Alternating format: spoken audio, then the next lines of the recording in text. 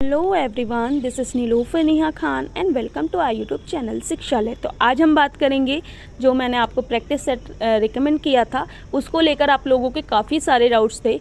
और जो आज हम बात करेंगे आपके यूपी टीजीटी के एग्ज़ाम पैटर्न को लेकर, और कुछ चीज़ें मैं आपको इम्पोर्टेंट बताऊँगी, लेकिन ये बीच बीच में मैं आपको सारी चीज़ें बताती रहूँगी। आज जो हम बात करेंगे हिस्ट्री के प्रैक्टिस सेट के बारे में बात करेंगे, और अराउंड 10 क्वेश्चन हम करेंगे, जिसमें कि मैं ब्रीफली डिस्कस करूँगी आपके साथ। वो 10 क्वेश्चन आपके अराउंड 30 से 40 क्वेश्चंस आपके सॉल्व कर देंगे उन्हीं टॉपिक से।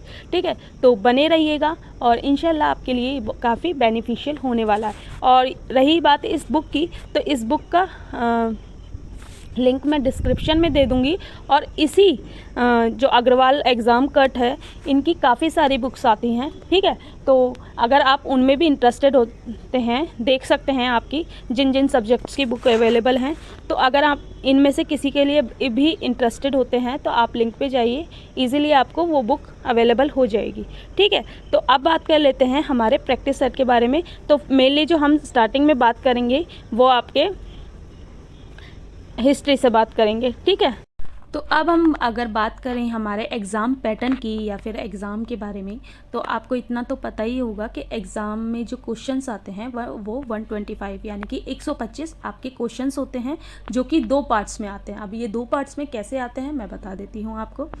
पहला भाग होता है जिसमें कि एक क्वेश्चन आपके हर पार्ट से पूछा जाता है, लेकिन उसमें से किसी भी एक का आपको आंसर करना होता है। जैसे कि यहाँ पर आप देख ही सकते हो, यहाँ पर हिस्ट्री से भी क्वेश्चन दे रखा है, ठीक है, और ज्योग्राफी से भी दे रखा है, आपका ये पॉलिटी से भी दे रखा है, और इकोनॉमिक्स से भी दे रखा है। चारों से क्वेश्चन है, लेकिन आप इन चारों में से किसी एक का ही आंसर देंगे। ठीक है, आपको चारों को आंसर देने की ज़रूरत नहीं है, किसी भी एक का आंसर आपको देना है, ये बात याद रखिए। ठीक है, अब बात करें आपके सेकेंड पार्ट की, तो सेकेंड पार्ट में देखिए, सबसे पहले तो आप ये चीज़ जान लीजिए कि सेकेंड पार्ट में आपके जो कॉम्बिनेशन रहेंगे उसके अकॉर्डिंग आप करेंगे। ठीक है, बहुत बच्चे इस चीज़ में मिस्टेक करते हैं, मैं आपको क्लियर कर देती हूँ कि जैसे किसी बच्चे का है पॉलिटी और हिस्ट्री, किसी का है हिस्ट्री एंड इकोनॉमिक्स, किसी का है सिविक्स एंड आपका ज्योग्राफी। ठीक है, तो आपके कॉम्बिनेशन के अकॉर्डिंग, ठीक है, आपको अटेम्प्ट करना है पेपर। आपको सारे पार्ट्स, मतलब 4 पार्ट्स आपके आएंगे। ठीक है, आपको हर पार्ट नहीं, जो भी आपके 2 कॉम्बिनेशन हैं वो आपको अटेम्प्ट करने हैं एग्ज़ाम में।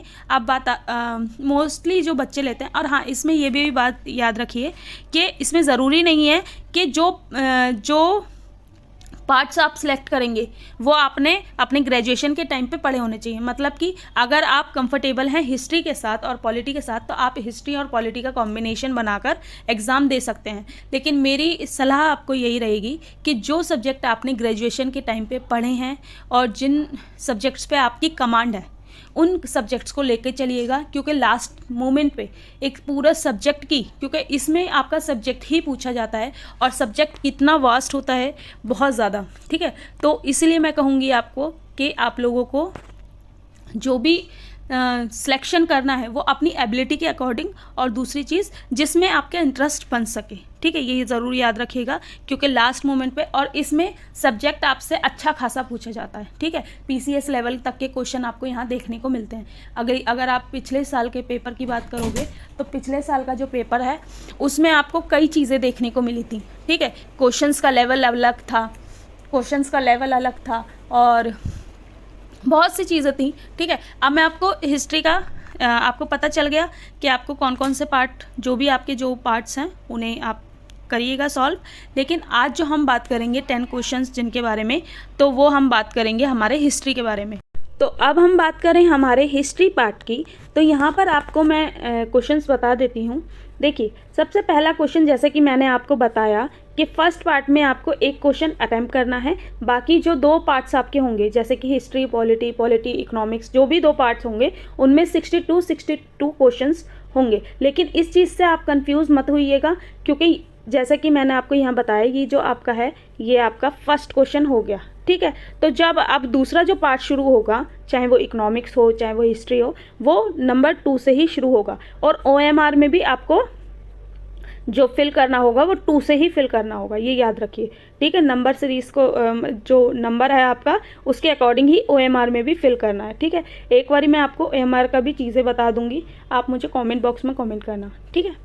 तो सबसे पहले अगर हम बात करें हिस्ट्री की, तो निम्नलिखित में से कौन से भारत छोड़ो आंदोलन के प्रमुख चरणों को निरूपित करते हैं? पहला ऑप्शन, हड़ताल, बहिष्कार एवं नगरीय केंद्र पर धरने, औपनिवेशिक शासन तथा सत्ता के अनेक प्रतीकों और साधनों तथा रेलवे, टेलीग्राफ लाइनों एवं सरकारी भवनों पर ग्रामीण क्षेत्रों के व्यापक हमले, होम रूल लोगों का गठन और कर्नाटक पद्धति। देखिए, अगर आप इतनी चीज़ें देखेंगे तो आपको पहले ही ये पता चल रहा होगा कि यहाँ पर हमारा जो आंसर होने वाला है वो होने वाला है फर्स्ट, हड़ताल, बहिष्कार और केंद्र और धरनों के माध्यम से। क्योंकि जब अगर हम बात करें, जब भारत छोड़ो आंदोलन जो चल रहा था उस समय इस तरीके की परिस्थितियाँ क्रिएट कर दी गई थी कि किसी भी हाल में अंग्रेज़ों को भारत छोड़ना ही पड़े। तो इसके लिए क्या क्या हथकंडे अपनाए थे, हड़ताल करी थी लोगों ने, और जो ब्रिटिशर्स थे उनके सामानों का बहिष्कार किया था, केंद्रीय केंद्रों पर धरने किए थे, ठीक है। शांतिपूर्वक था सब, लेकिन सब कुछ उस तरीके से हो रहा था कि हमारा जो भारत है उसे आज़ादी दे दी जाए, ठीक है। अब मैं आपको इसका आंसर दिखा देती हूँ, ठीक है। तो अब अगर हम बात करें हमारे आंसर 2 के बारे में, तो देखिए जैसे कि मैंने आपको बता ही दिया है, लेकिन अगर आप बात करें एक्सप्लेनेशन की, तो जो हमारा सेकंड का आंसर है वो है महात्मा गांधी द्वारा भारत छोड़ो आंदोलन 8 अगस्त 1942 को आरंभ किया गया था। इस आंदोलन को सफल बनाने के लिए कर ना देना, फौजों को रोकना, ठीक है,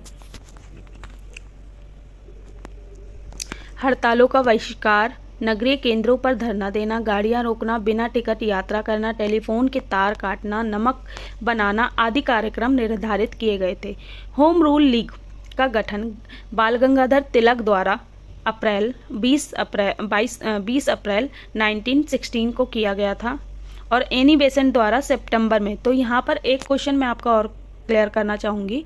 कई बार आपसे ये पूछा जाता है कि होम रूल लीग का गठन करने में सर्वप्रथम किसने या फिर किन के द्वारा किया गया, तो बाल गंगाधर, कई बुक्स में आपको सिर्फ बाल गंगाधर तिलक या फिर एनी बेसेंट का नाम मिलता है, लेकिन असली में जो आंसर है वो आपका दोनों का ही है। बाल गंगाधर तिलक ने जो आपका 20 अप्रैल 1916 को आपका तथा एनी बेसेंट ने मद्रास में सितंबर में, ठीक है। तो अगर हम इस बात से कहें तो पहले जो शुरुआत की थी वो बाल गंगाधर तिलक के द्वारा की गई थी। अतः ये भारत छोड़ो आंदोलन से संबंधित नहीं है, अतः विकल्प ए आपका सही है। तो मैंने जैसे कि आपको बता ही दिया था कि हमारा विकल्प ए सही है। थर्ड क्वेश्चन जो है हमारा, भारतीय संगीत का आदि ग्रंथ कहा जाता है। जैसे कि मैंने आपको NCERT में भी पढ़ाया है, जो हमारा वैदिक काल है उसमें भी मैंने बताया था। तो अगर आपने वैदिक काल पढ़ा है तो आपको इतना अंदाज़ा लग रहा होगा कि संगीत की बात हो रही है। तो ऑप्शंस मैं आपको बता देती हूँ, ऋग्वेद, उपनिषद, यजुर्वेद और सामवेद। तो यहाँ पर अगर आपने थोड़ा सा भी ध्यान से पढ़ा होगा वो चैप्टर जो मैंने आपको पढ़ाए हैं, तो आपको ये चीज़ समझ आ गई है कि संगीत की बात हो रही है, तो ऑब्वियस सी बात है हमारा जो आंसर होगा वो सामवेद होगा, ठीक है। और अब मैं आपको इसका एक्सप्लेनेशन दिखा देती हूँ। भारतीय संगीत का आदि ग्रंथ सामवेद को कहा जाता है। साम का अर्थ गायन से है। इनमें कुल मंत्रों की संख्या 1549 है। इनमें से 75 मंत्र ही सामवेद के मूल मंत्र हैं, अन्य को ऋग्वेद से लिया गया है। सामवेद के मंत्रों का गायन करने वाले ऋषियों को उद्गाता कहा जाता है। सप्त स्वरों का उल्लेख सर्वप्रथम सामवेद में मिलता है। तो ये आपके एक क्वेश्चन से ही आपके 2-2, 3-3 क्वेश्चन आपके सॉल्व हो रहे हैं। जैसे कि अगर आपसे ये पूछा जाए कि जो सामवेद के मंत्रों का गायन करते हैं उन्हें क्या कहा जाता है, तो उद्गाता, ठीक है। और अगर बात करें तो सर्वप्रथम जो स्वरों की बात की गई तो वो आपकी सामवेद में की गई थी, ठीक है। तो अब अगर हम बात करें हमारे फोर्थ क्वेश्चन के बारे में, तो ये हमारा सिंधु घाटी सभ्यता से है। सिंधु सभ्यता का नगर लोथल कहाँ है? तो आपको इतना अगर आपने जो हमारा NCERT सीरीज़ जो चल रही हैं, आप लोग प्लीज़ उसे इग्नोर मत करें, क्योंकि मैं उसमें काफ़ी आपके इम्पोर्टेंट फैक्ट्स करा देती हूँ। और अगर आपने उनमें से सिंधु घाटी सभ्यता वाला चैप्टर पढ़ा होगा तो आपको पता चल गया होगा कि लोथल हमारा कहाँ है। तो लोथल गुजरात के अहमदाबाद ज़िले, और कौन सी नदी के पास है? भोगवा नदी के पास। ठीक है, तो अब मैं इसका एक्सप्लेनेशन आपको दिखा देती हूँ ताकि आपके और डाउट्स भी क्लियर हो जाए। तो इसका आंसर हमारा क्या हो गया? इसका आंसर हमारा हो गया ए, गुजरात। ठीक है, और अब मैं आपको एक्सप्लेन कर देती हूँ चीज़ों को। ठीक है, तो देखिए, सिंधु सभ्यता का नगर लोथल गुजरात के अहमदाबाद ज़िले में भोगवा नदी के किनारे सागरवाला नामक ग्राम के समीप स्थित है। इसकी खुदाई 1957 से 1958 ईस्वी में हुई रंगनाथ राव के नेतृत्व में की गई थी। यहाँ की सर्वाधिक प्रसिद्ध उपलब्धियाँ हड़प्पा कालीन बंदरगाह के अतिरिक्त विशिष्ट मृत भांड उपकरण, मोहरें, बाट तथा माप एवं पाषाण उपकरण हैं। यहाँ 3 युगीत संबंधित के भी उदाहरण हैं। ठीक है, लोथल के पूर्वी भाग में स्थित बंदरगाह यानी कि गोदीबाड़ा से आपके बहुत क्वेश्चन आते हैं। ठीक है, तो यहाँ पर आपकी लोकेशन बहुत कम जगह आपकी लोकेशन पूछी जाती है, क्योंकि मोस्टली बच्चों को पता होता है, लेकिन ये क्वेश्चन बहुत ज़्यादा पूछा जाता है कि बंदरगाह के साक्ष्य कहाँ से मिलते हैं, तो वो आपके लोथल से मिलते हैं। का औसत आकार, ठीक है, ये सारा औसत आकार 214 इंटू में 336 मीटर तथा गहराई 3.3 मीटर है। लोथल में गाड़ी और नगर दोनों एक ही रक्षा प्राचीर से घिरे हैं। अन्य अवशेषों में धान, चावल, फारस की मोहरें एवं घोड़े की लघु मृत मूर्ति के अवशेष प्राप्त हुए हैं। संभवतः समुद्र के तट पर स्थित सिंधु सभ्यता को यहाँ स्थल पश्चिमी एशिया के साथ व्यापार के दृष्टिकोण से सर्वोत्तम स्थल था। ठीक है, तो अब हम बात कर लेते हैं हमारे 5th क्वेश्चन के बारे में, जो है बौद्ध संघ के नियम मूलतः किस पुस्तक में दिए गए हैं। तो अगर आपने बौद्ध चैप्टर सही से पढ़ा होगा, और मैं बार बार ये आप लोगों से बोल रही हूँ कि NCERT सीरीज़ आप लोगों के लिए काफ़ी इंपॉर्टेंट है, तो उसे बिल्कुल ना छोड़ें। ठीक है, तो सबसे पहले ऑप्शन मैं आपको बता देती हूँ, त्रिपिटक, विनय पिटक और अभिधम पिटक और सुत्त पिटक। ठीक है, तो ये चारों ऑप्शन हैं और आपको बताना है कि आंसर क्या होगा। ठीक है, तो मोस्टली बच्चों ने आंसर दे ही दिया होगा, लेकिन अगर आपने नहीं अभी तक पता, तो इसका हमारा आंसर है विनय पिटक, यानी कि बी ऑप्शन। अब मैं आपको इसे एक्सप्लेन कर देती हूँ ताकि आपके और डाउट्स क्लियर हो जाएं। ठीक है, अब बात करें हमारे एक्सप्लेनेशन के बारे में। बौद्ध संघ के नियम मूलतः विनय पिटक में दिए गए हैं। बौद्ध साहित्य को त्रिपिटक कहा जाता है। अब देखिए, बौद्ध साहित्य को, ठीक है, क्या कहा जाता है? त्रिपिटक कहा जाता है। ये पाली भाषा में रचित है। ये त्रिपिटक, सुत्त पिटक और विनय पिटक एवं अभिधम पिटक के नाम से जाने जाते हैं। विनय पिटक में भिक्षु भिक्षुणियों के संग एवं दैनिक जीवन संबंधी आचार विचार नियम संग्रहहीन है। प्रतिमोक्ष, श्रुत, विभेग, स्कंदक एवं परिवार इसके भाग हैं। देखिए, अगर हम बात करें हमारे आंसर के बारे में, तो वो आपको समझ आ गया होगा कि हमारे नियम कानून किस में दिए गए हैं, विनय पिटक में। और आपका त्रिपिटक किससे संबंधित है? वो साहित्यिक स्रोत से संबंधित है, बौद्ध साहित्य से संबंधित है। इसकी भाषा की बात करें तो भाषा आपकी पाली है। ठीक है, और अब हम बात कर लेते हैं हमारे 6th क्वेश्चन के बारे में। तो अब हम बात कर लेते हैं हमारे 6th क्वेश्चन के बारे में, जिसका जो है माध्यमिका दर्शन के प्रणेता कौन थे। तो माध्यमिका दर्शन के प्रणेता जो थे, मैं आपको बता देती हूँ। पहले आप ऑप्शन देख लीजिए, भद्रबाहु, पार्श्वनाथ, शीलभद्र, नागार्जुन। तो अगर आपने थोड़ा सा भी डीपली स्टडी की होगी तो आपको ये आंसर मिल चुका होगा कि हमारा आंसर यहाँ पर नागार्जुन है। एक बारी मैं आपको इसका एक्सप्लेनेशन दिखा देती हूँ ताकि आपके और डाउट्स भी क्लियर हो जाएँ। ठीक, माध्यमिक दर्शन के प्रणेता नागार्जुन थे। ठीक है, इन्होंने क्या क्या लिखा था? माध्यमिक सूत्र, शून्यता, सप्तति, विग्रह, हाव्यावर्तनी जैसे ग्रंथों की भी रचना इन्होंने की थी। इस मत को सापेक्षवाद भी कहा जाता है। अच्छा, ये आपको इतना पता चल गया होगा कि इस मत को क्या कहा जाता है? सापेक्षवाद। ठीक है, और बात करें बाकी, इसमें देखिए सारी चीज़ें बता रखी हैं इन्होंने। चतुशतक नामक ग्रंथ भी लिखा था। अन्य महत्वपूर्ण व्यक्तियों में चंद्रकीर्ति, शांतिदेव एवं शांति रक्षित प्रसिद्ध थे। ठीक है, तो ये आपका 6 का आंसर एक्सप्लेनेशन हो गया मैं आपको। तो अब हम बात करें हमारे 7th क्वेश्चन के बारे में। वेदांग के अंतर्गत निम्नलिखित आते हैं। पहला ऑप्शन है आपका कल्प, शिक्षा, निरुक्त, व्याकरण, छंद, ज्योति। दूसरा ऑप्शन कल्प, शिक्षा, ब्राह्मण, व्याकरण, छंद, ज्योति। तीसरा ऑप्शन कल्प, शिक्षा, निरुक्त, आर्यन, छंद, ज्योति। चौथा ऑप्शन आपका कल्प, उपनिषद, निरुक्त, व्याकरण, छंद। तो ये थोड़े से डीपली क्वेश्चंस हैं आपके, मैं मानती हूँ, इसलिए मैं आपसे बार बार बोल रही हूँ कि आप लोगों को थोड़ी सी अच्छी सब्जेक्ट पे पकड़ बनानी पड़ेगी। तो इसका हमारा आंसर है 1, कल्प, शिक्षा, निरुक्त, व्याकरण, छंद और ज्योति हमारे वेदांग के अंतर्गत आते हैं। अब मैं 7th की अगर बात करें तो आप देख ही सकते हो 7th में कितना ज़्यादा एक्सप्लेन कर रखा है एक एक चीज़ को।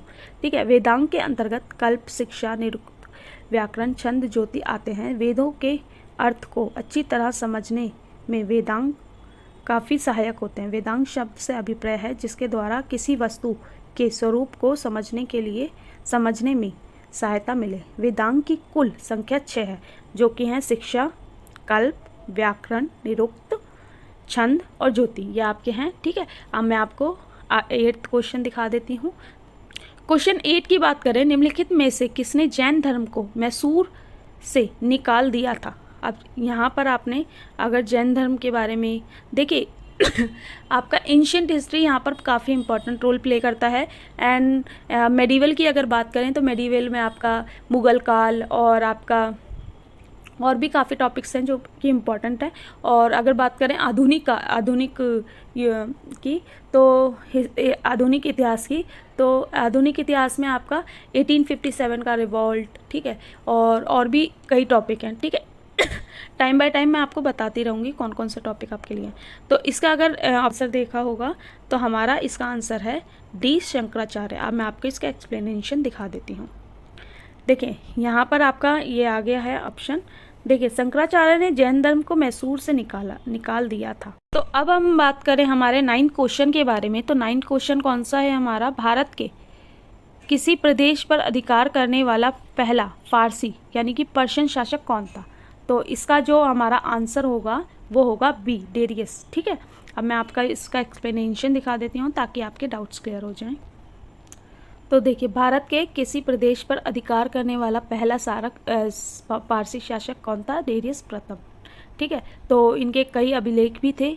ठीक है, और उसी ने सिंधु नदी के तटवर्ती भारतीय भूभाग को अधिकृत किया था। ठीक है, तो यहाँ पर इन्होंने सिंधु नदी के तटवर्ती भारतीय भूभाग को अधिकृत किया था। ठीक है, अब बात कर लेते हैं हमारे 10 क्वेश्चन के बारे में। बात करें हमारे लास्ट क्वेश्चन के बारे में। सिकंदर और पोरस के बीच युद्ध इस नदी के तट पर हुआ, यानी कि किस, यहाँ इस नदी की बात हो रही है, यानी कि किस नदी। तो आपका ऑप्शंस हैं सतलज, रावी, झेलम, गंगा। तो आपके ऑप्शंस क्या क्या हैं, सतलज, रावी, झेलम और गंगा। तो मोस्टली बच्चों के आंसर आ ही गए होंगे। यहाँ पर हमारा ऑप्शन सी सही है, करेक्ट है, जो कि है झेलम। ठीक है, मैं आपको एक्सप्लेनेशन दिखा देती हूँ। 326 ईसा पूर्व में सिकंदर ने सिंधु नदी को पार करके भारत की धरती पर कदम रखा। ठीक है, उसका सबसे प्रसिद्ध युद्ध झेलम नदी के तट पर हुआ, जो कि हुआ था राजा पोरस के साथ। और तो यहाँ पर ये हमारी वीडियो या कह लीजिए प्रैक्टिस सेट ख़त्म होता है। तो टाइम बाय टाइम मैं आपको ऐसे ही प्रीवियस ईयर भी सॉल्व कराती रहूँगी, लेकिन आप लोगों से रिक्वेस्ट है कि अगर आपको वीडियो अच्छी लगी हो, कुछ भी अच्छा लगा हो, तो चैनल को सब्सक्राइब ज़रूर करें। और ऐसी ही इंफॉर्मेटिव वीडियोस और चीज़ें मैं आप तक प्रोवाइड करती रहूँगी। और हाँ, अगर आप इस बुक में इंटरेस्टेड हैं तो प्लीज़ लिंक जो है डिस्क्रिप्शन बॉक्स में है, आप जाके वहाँ से परचेज़ कर सकते हैं। और वीडियो अच्छी लगी हो तो प्लीज़ लाइक एंड शेयर कीजिए। Thank you for watching.